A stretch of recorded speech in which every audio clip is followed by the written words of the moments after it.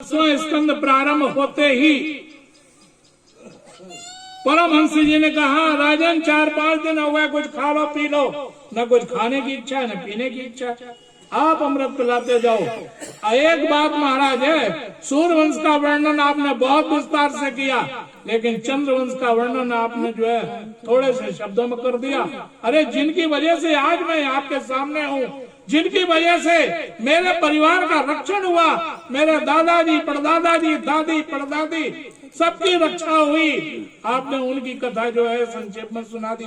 मैं उनकी कथा विस्तार से सुनना चाहता हूँ, और तब विस्तार से सुनाने के लिए परमहंस जी ने कहा, धन्यवाद है, शुभ आशीर्वाद है राजन, तुम्हारे जैसा श्रोता हमने नहीं देखा। बिना कुछ खाए पिए एक आसन से बैठे हुए आज तुम्हें 5 दिन हो गए हैं, तुम कथा को श्रवण कर रहे हो। तब उन्होंने कहा, परमहंस जी ने, वसुदेव जी जो कि सूरसेन के पुत्र हैं, उनके 7 रानियां हैं, उनमें एक देवकी है जो कंस की चचेरी बहन है। कंस कौन है? कंस है उग्रसेन का पुत्र, बड़ा उद्दंड है, बड़ा दुष्कर्मी है, बड़ा व्यभिचारी है, बड़ा अत्याचारी है। महाराज उग्रसेन तो इतने अच्छे, उनके ये व्यभिचारी कहां से पैदा हो गया? तब उन्होंने कहा कि वास्तव में ये द्रुमलिक नाम का जो राक्षस है उसकी छाया है। जब पवन रेखा, उग्रसेन की पत्नी का नाम है पवन रेखा, अपने जब मायके में गई थी तो वहां श्रृंगार करके जब सखियों के साथ घूमने गई तो काल नेम राक्षस जो देवासुर संग्राम में मारा गया था और शुक्राचार्य बार बार जीवित करते थे, उसके बाद वो एक बार जब जीवित हुआ, भगवान विष्णु बार बार मारते थे तो भाग करके उसने तपस्या की, ब्रह्मा जी से वरदान लिया था भगवान विष्णु से बदला लेने के लिए। वही काल नेम राक्षस आकर के द्रुमलिक बना, और द्रुमलिक ने जब पवन रेखा को देखा तो उग्रसेन का रूप बना करके तेज रख दिया है। उसी से कंस पैदा हुआ, तो राक्षसों जैसे उसके अंदर संस्कार। और जब विद्वानों ने, ज्योतिषियों ने बताया था तो उग्रसेन जी महाराज ने बहा दिया था। वहां पर सूरसेन जी स्नान कर रहे थे, उन्होंने उठा लिया, वसुदेव जी के साथ इसे पाला पोसा, देव ऋषि नारद के द्वारा बताया गया तो उसने खूब तपस्या की कंस ने, यहाँ तक कि जिनने बड़े बड़े दुष्ट थे सबको अपने मिला लिया। महेंद्राचल पर्वत पर भगवान परशुराम जी के पास पहुंचा, वहां भी पर्वत हिलाया, भगवान परशुराम जी ने कहा, हो बंदरिया के बच्चे, बोलिए परशुराम भगवान की जय हो। परसा जो दिखाया से डर गया, महाराज नहीं मैं तो आशीर्वाद लेने आया हूँ। तब भगवान परशुराम जी ने एक धनुष लिया और कहा, ले जा, इस धनुष को जो तोड़ेगा वही तेरे को मारेगा। तो वो धनुष लेके आया। फिर जब आया तो अपने पिता को गद्दी से उतार करके कारागार में डाल दिया, उग्रसेन को स्वयं गद्दी पर बैठ गए। वसुदेव देवकी का विवाह हुआ, चचेरी बहन थी राजा देवक की कन्या, बड़ा प्रेम करता था, रथ में बिठा करके लेके चला है। थोड़ी दूर चला था कि आकाशवाणी ने कह दिया, रे मूर्ख, जिसे तू इतने प्रेम से उसके घर पहुंचाने जा रहा है उसी का 8वां गर्भ तेरा काल होगा। अब आकाशवाणी क्यों हुई? घड़ी कह रही है ना, कल बताना, आज नहीं, तो कल बताऊंगा।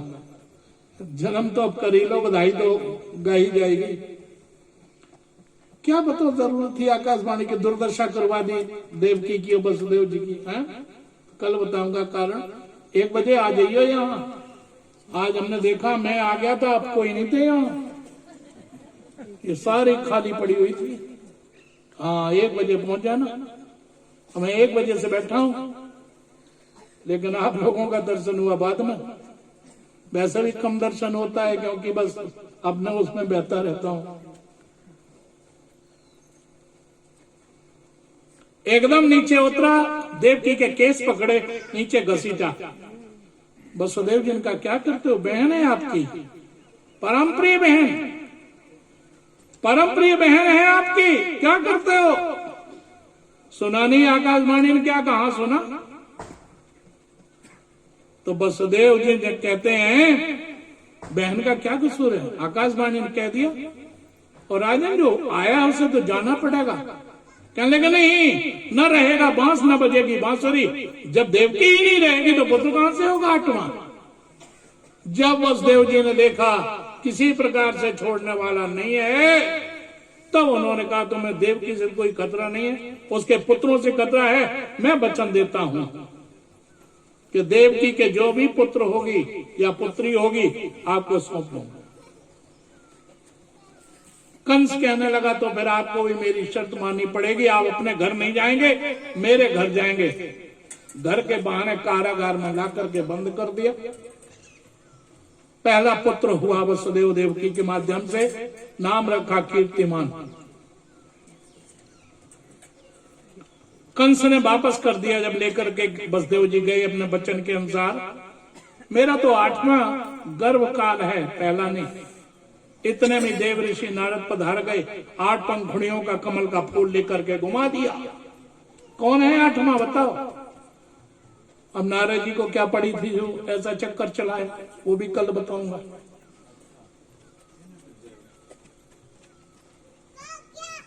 क्रमशः पुत्र होते गए और वो मारता गया। 7वें गर्भ में भगवान श्री कृष्ण ने कहा योग माया को जाओ, ये हमारे बड़े भाई बनकर के आए हैं शेष जी, इनका संकर्षण करके जो वसुदेव जी की एक पत्नी नंद बाबा के यहाँ रहती है रोहिणी, उनके गर्भ में स्थापित कर दो। वही हुआ और ये हो गया, गर्भ स्राव हो गया। अब 8वां और पहरेदार बढ़ा दिए गए। देव ऋषि नारद उसी दरमियान आए। कंस ने पूछा ये तो बताओ नारद जी उसका रंग कैसा होगा। देव ऋषि ने कहा काला काला होगा, मुरली वाला होगा। तो जितनी भी काली चीजें थी देख ले तो डर जाए, काले पर्दे हटा दिए। जो अगर कहीं दाल में जीरा भी काला हो गया वो भी फेंक दी, इतना डर। पहरेदारों से कहा खबरदार, चूक नहीं होनी चाहिए, बिल्कुल नहीं चूक होगी। महाराज मेरा ठाकुर, देवता लोग खड़े हुए हैं और देवता लोग खड़े होकर के क्या कह रहे हैं, ठाकुर जी चतुर्भुज रूप में देवकी के सामने प्रकट हुए हैं। और देवता क्या कहते हैं कि स्वागतम कृष्णा सुस्वागतम कृष्णा स्वागतम कृष्णा सुस्वागतम कृष्णा स्वागतम कृष्णा सुस्वागतम कृष्णा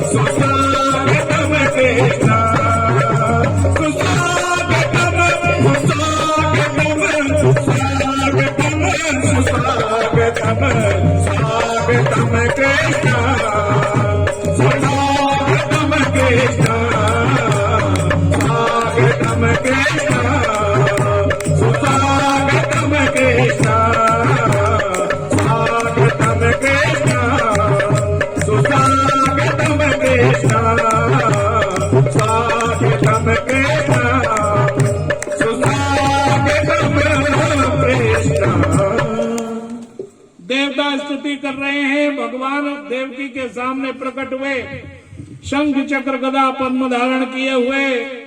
देवकी ने कहा ये क्या है। भगवान ने कहा इसलिए आया हूं, कहो तो अभी कंस को मार दो। महाराज फिर देर किस बात की है? भगवान कहने लगे, ठाकुर जी कहने लगे, देर इस बात की है कि तुमने वरदान मांगा था तो तुम्हारे लिए 3 बार आया।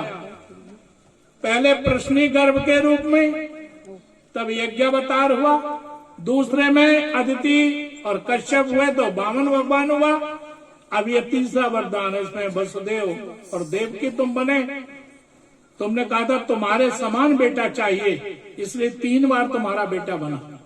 लेकिन तुम्हारे जैसे ही गोकुल में नंद बाबा और यशोदा, नंद यशोदा तब कियो मोहन ते मन लाए, और देखन चाहत बाल सुख रहे कछुक दिन जाए।